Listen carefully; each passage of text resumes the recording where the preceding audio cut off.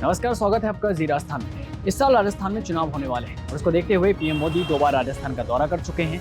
हाल ही में ओवैसी भी आए। राजस्थान में ओवैसी ने ऐलान किया कि 200 सीट में से 40 पर एआईएम पार्टी के उम्मीदवार उतारे जाएंगे। टोंक में उन्होंने सवाल भी उठाया कि आखिर कौन सी बात है कि सचिन पायलट और अशोक गहलोत आज तक जुनैद और नासिर के घर पर नहीं गए। वहीं पलटवार करते हुए अब राजस्थान के पूर्व डिप्टी सीएम सचिन पायलट ने पीएम मोदी और ओवैसी पर जमकर निशाना साधा है।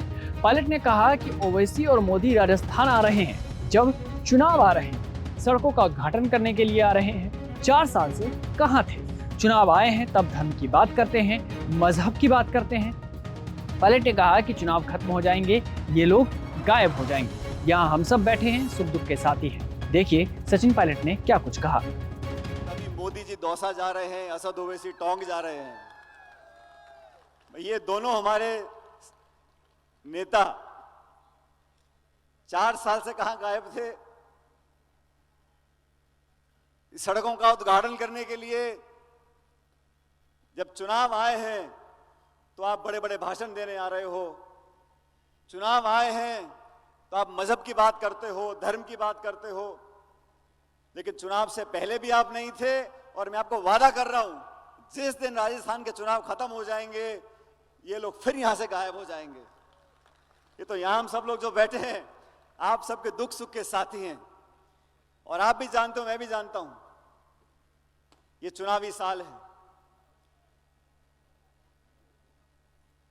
हम लोगों ने बहुत मेहनत कर कर आप सबके आशीर्वाद के साथ राजस्थान में सरकार बनाई थी,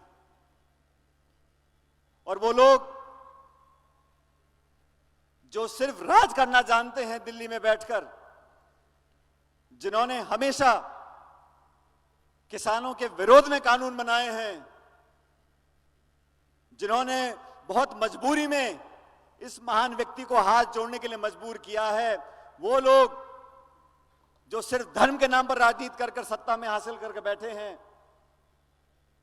वो लोग जो 8 साल से देश में राज कर रहे हैं लेकिन महंगाई को रोक नहीं पाए, बेरोजगारी को रोक नहीं पाए, वो लोग जो चुनाव से पहले आपस में झगड़ा कराकर भाई से भाई को लड़ाकर राज करना जानते हैं, मैं उन लोगों को बोलना चाहता हूं।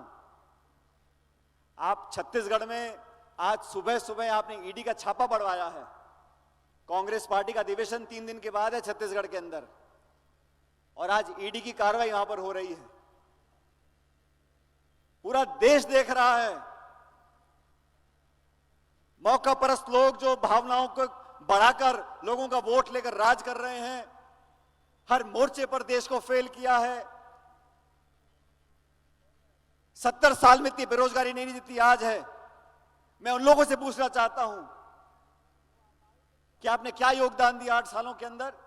जनता ने पूर्ण बहुमत की सरकार आपकी बनाई है, लेकिन आप जनता की उम्मीदों पर खरे नहीं उतरे, और जब चुनाव आएगा फिर आप वही करोगे। मंदिर और मस्जिद, हिंदू और मुसलमान, हिंदुस्तान और पाकिस्तान, यही 2-3 नारे हैं। बाकी खाद का, बीज का, बिजली का, पानी का, रोटी का, नौकरी का, उद्योग का, निवेश का, चिकित्सा का, सड़क का, अस्पताल का कोई जिंदा नहीं, कोई लेना देना नहीं है। चुनाव से पहले भाषण देने आ जाओ। और मैं तो आदरणीय प्रधानमंत्री से पूछना चाहता हूं कि 4 साल से आपने मुड़कर नहीं देखा। आपने एआरसीपी को राष्ट्रीय परियोजना घोषित करने की आपने 5 साल पहले वादे किए थे, वो आपको याद नहीं आए। हां, आपको दिल्ली से मुंबई सड़क जा रही है, दिल्ली से मुंबई सड़क जा रही है, और उनको कौन सा जिला मिला उद्घाटन करने के लिए? दौसा जिला मिला। उनको भी मालूम है कि जहां हमारा गढ़ है हमारी पार्टी का, हम लोगों का, वहीं जाके दस्तक देनी है। आप कितनी मीटिंग कर लो, कितने फीते काट लो, कितनी घोषणाएं कर लो, लेकिन जनता और मतदाता अपने और पराये का फर्क करना जानता है। उसको मालूम है कौन हमारे लिए जीने मरने को तैयार है और कौन वोट लेने के लिए यहां पर आए हैं। इसलिए साथियों, मैं खासकर नौजवान साथियों को बोलना चाहता हूं, आने वाला जमाना आपका है। ये प्रदेश और देश आपका है, आपके कंधे पर बहुत बड़ी जिम्मेदारियां हैं। हम लोग अगर संगठित रहेंगे, मजबूती से काम करेंगे। पिछले दिनों में मैंने प्रदेश में कई जगहों जाकर किसान सम्मेलन किए और हमने केंद्र सरकार को आह्वान किया कि आपने खरीद पर कानून अभी तक नहीं बनाया, 3 काले कानून वापस ले लिए, लेकिन एमएसपी पर कानून नहीं बनाया। हम केंद्र सरकार को मजबूर करेंगे कि एमएसपी पर कानून बनाए ताकि किसान की खरीद एक गारंटी बने और कानून में प्रावधान डाला जाए। आप सब लोगों से निवेदन करना चाहता हूं, गंगानगर में जब जब मैं आया हूं, आप सब लोगों ने भरपूर आशीर्वाद दिया है और सचमुच आज मुझे खुशी इस बात की है कि इस ऐतिहासिक चौराहे पर, इस ऐतिहासिक मूर्ति के अनावरण में मैं और आप सब लोग इकट्ठे शामिल हो सके और अब हमारा संबंध हमेशा हमेशा के लिए बन गया। आने वाली पीढ़ियां इस मूर्ति से प्रेरणा लेंगी। जिन चुनौतियों का सामना कर कर बाबा साहब ने पढ़ लिख कर इस देश के संविधान का निर्माण किया, वही बात स्वर्गीय पायलट साहब कहा करते थे कि गरीब के बच्चे, किसान के बच्चे, दलित के बच्चे पढ़ लिख कर उन कुर्सियों पर बैठ जाएं जहां से इस देश और प्रदेश की नीतियां बनती हैं, तब इस देश और प्रदेश का विकास होगा। इस बात को सच करने के लिए हम सबको बच्चों को पढ़ाना पड़ेगा। हमारे बच्चे बच्चियां पढ़कर कलेक्टर, एसपी बने, एमएलए, एमपी बने तो वो सब जानेंगे कि गांव में हकीकत क्या है, गांव में चुनौतियां क्या है, वास्तविकता क्या है, और अपने आप वो ऐसे नियम, कानून, बजट बनाएंगे कि हमारे देश प्रदेश का विकास हो सकेगा। मैं आप सब लोगों से आह्वान करना चाहता हूं, आने वाले समय में हम सब चाक चौबंद रहें। हमको बांटने वाले लोग, हमको लड़ाने वाले लोग, हमारे बीच में फासला करने वाले लोग, उनसे हमें सचेत रहना है। अच्छे लोगों का, भले लोगों का, अच्छी नियत वाले लोगों का, आपके बीच रहने वाले लोगों का, आपके दुख दर्द में शामिल होने वाले लोगों का आप चयन करें। अच्छे लोगों को आशीर्वाद दें ताकि हम और आप मिलकर आने वाले समय में जिला, प्रदेश और देश में एक नई क्रांति ला सकें, एक नई पीढ़ी का हम लोग आगमन कर सकें। हमेशा की तरह आज भी आप लोगों ने आशीर्वाद दिया। मैं खासकर से करुणा जी का, अशोक जी का, सभी साथियों का धन्यवाद करना चाहता हूं और खासकर इस समिति का जिन्होंने अंबेडकर जी की मूर्ति का निर्माण भी किया, योगदान भी दिया, आप सबको यहां पर आमंत्रित किया और मुझे भी इस ऐतिहासिक क्षण में भागीदार होने का आप लोगों ने मौका दिया।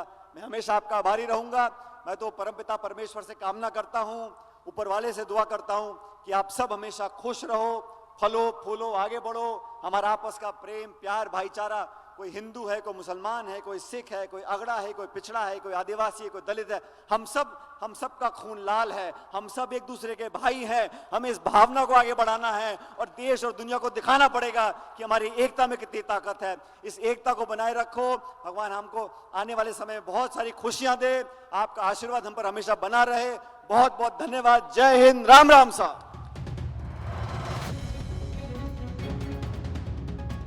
आपको बता दें कि सचिन पायलट श्रीगंगानगर जिले के दौरे पर थे। इस दौरान वो बाबा साहेब डॉक्टर भीमराव अंबेडकर की प्रतिमा अनावरण के लिए पहुंचे थे और उसी दौरान कार्यक्रम को संबोधित किया उन्होंने। इस दौरान वो केंद्र सरकार पर जमकर बरसे। पायलट ने कहा कि उनको भी मालूम है जहां हमारी पार्टी का गढ़ है वहीं जाकर दस्तक देनी है। कितने फीटे काट लो, घोषणाएं कर लो, जनता सब जानती है कौन अपना है कौन पराया। संगठित रहो, मजबूती से काम करो। पायलट ने कहा कि स्वर्गीय राजेश पायलट कहा करते थे कि किसान का बेटा नीति और कानून बनाने वाली जगह पर बैठे तभी देश का विकास होगा। आपको बता दें कि राजस्थान में इस साल के अंत तक चुनाव होने हैं और चुनावी माहौल में वार पलटवार का दौर जारी है। अब देखना होगा कि इसका कितना फायदा किसको मिलेगा, क्योंकि जनता तो सब जानती है।